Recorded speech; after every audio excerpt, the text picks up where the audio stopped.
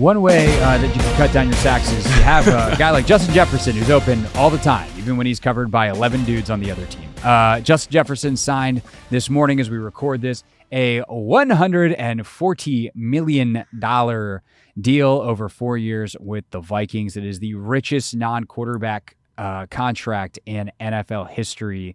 Logan, what do you think this means for the NFL and kind of the way money has shifted by position, that a wide receiver now has that note as most or highest paid non-quarterback in the league? Well, first off, I want to say that I think he deserves it. Like, when you watch the film, man, he's a special football player. And so, like, I think he definitely deserves it. I think it's also indicative of the way the game is going. We talked about that a little bit earlier with Forbes and kind of how it's getting smaller and these space players are becoming more valuable. I had a conversation with somebody earlier about this specifically, and they were like, oh, do you think that means that the next guy is going to make $150 million or 141 point whatever as to be the new highest paid guy? And I was like, I don't think so, because I think what teams, while they understand the importance of a top flight wide receiver, which Justin Jefferson is, Tyreek Hill is, I think they also understand that the market is saturated with the other type of receiver. And so what I think is, like, unless you are that dude, don't expect to be paid like that dude. That's honestly quite how I feel about it. It's like I think they're going to treat it kind of like the top end running backs. Like, the top flight running backs still get paid decent amount of money, right? Like, it's not old school money, but they still get paid more than kind of general pop. I think this will be kind of the same thing. I think you'll see a couple receiver contracts that are crazy high, but it's going to be like for the top 3 or 4 guys.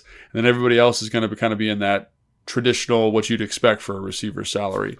But I think he deserves it. I think he's a fantastic football player. I think he's going to make huge strides and huge inroads for whoever's playing quarterback for them. And again, this is one of those things that I think is so important, is when you have a young quarterback, when you have a rookie quarterback, J.J. McCarthy, you have a Sam Darnold on a veteran kind of low impact contract, you can make signings like this and make sure you keep excellent football players around. So this is roster building, like 101 right here. Yeah. Like, they know what they're doing in Minnesota. There was only so far they were willing to go with Kirk Cousins, because they also knew that, like, once we get to year 3 of Justin Jefferson's new contract, like, that money's going to be like heavy. Yeah. And so I don't know what the rest of their deals would look like, but, like, they could have gotten a low base number in year 1 potentially for Cousins and for Jefferson, and, move things around in year 2, and maybe they had some other contracts coming off the books, or they can re-sign guys at a low number for year 1 because they have to re-sign them.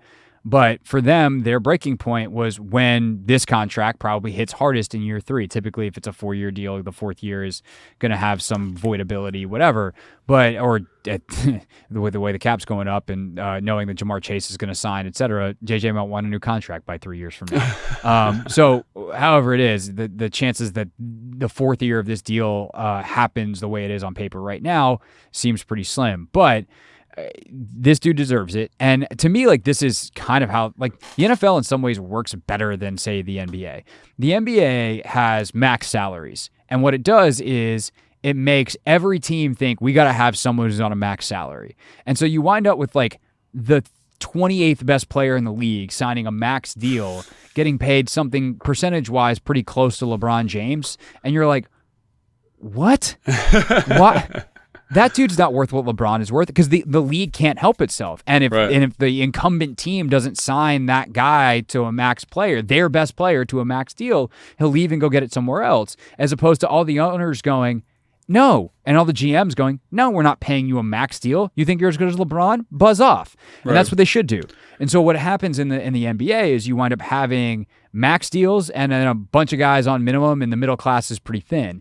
I think in the NFL, you actually wind up with, like, a pretty nice middle to upper middle class, if you will, where you have guys like Terry McLaurin who are making really good money. And I'm not just talking about, like, compared to what I make to talk on the radio. I'm talking about NFL, like Terry McLaurin makes really good money, but it's not close to what Jefferson just signed for. And nor should it be, because for as great as Terry is, the impact he makes as let's call it the 10th, and I'm just pulling that number out of thin air. Nobody get too serious with it. But let's call it the 10th best receiver in football compared to what JJ does as the best receiver in football.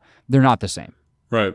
No, I think that's 100% right. And I think, a lot of people are talking about, I think Jamar Chase is he's probably doing backflips after seeing this number. It'll be interesting to see what they do because Burrow's making so much money. So that'll be really interesting to keep an eye on because they don't have the flexibility of the young quarterback. But I think you're right. I think, he deserves it.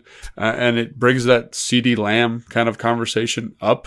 And to me, they're not like in the same category. I think CeeDee Lamb's a really good football player. I like him a lot. But like he's not in the A.J. Brown. He's not in the, Justin Jefferson category to me. Like he's in a different tier. So it'll be interesting to see kind of how the Dallas Cowboys handle it. Because I do think while he is valuable to my organization as the Dallas Cowboys, like we're a little bit cap strapped. And I don't think that he has the same impact as those other players I just mentioned. Is he very good? Yes. But is he that kind of, is he top 5 in the NFL? I don't know. And does he deserve to be paid that way? I don't know. That'd be an interesting question for the fans to answer in the comments probably. Yeah, well, no one has opinions on any Cowboys player, so I'm sure we'll get nothing on that. I saw a deal floating around this morning. Like, should you do like if you're a CD or you're the Cowboys, you going like, all right, he's 4 for 140. Let's do 4 for 136. So it's like $1 million less per year. Is that when it working out? Because statistically, their production is actually like scarily similar. I think just when you watch Minnesota, like one of the reasons, like just from an X's and O's standpoint, that I probably value Justin Jefferson a little bit more. Again, CeeDee Lamb, very good football player, like should get paid a lot of money.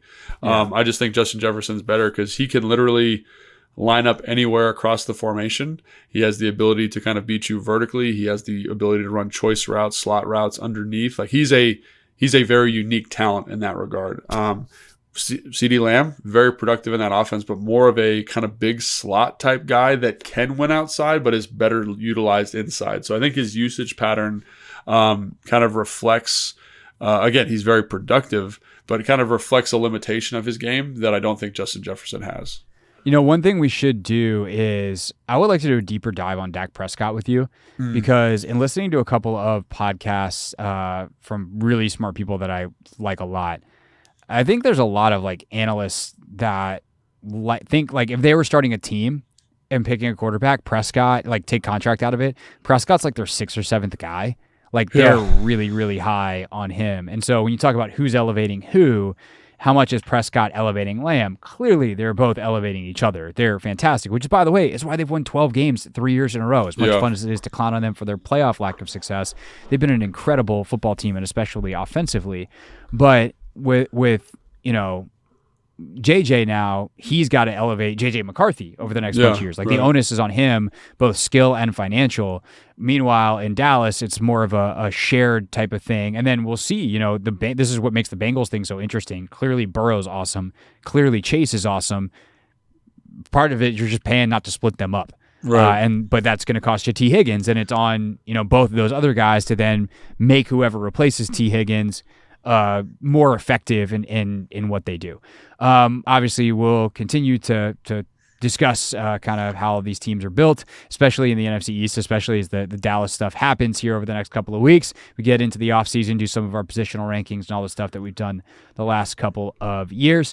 In the meantime, you'll get an OTA review later in the week, so make sure you're subscribed right here to Take Command for that. For Logan, I'm Craig, and we'll see you next time on Take Command. Thanks for watching this clip of Take Command, which has a brand new home. That's right. You can watch on YouTube at the Team 980. You can also listen to full episodes in the free Odyssey app, which is now enabled with Apple CarPlay. So we'll just, follow you around.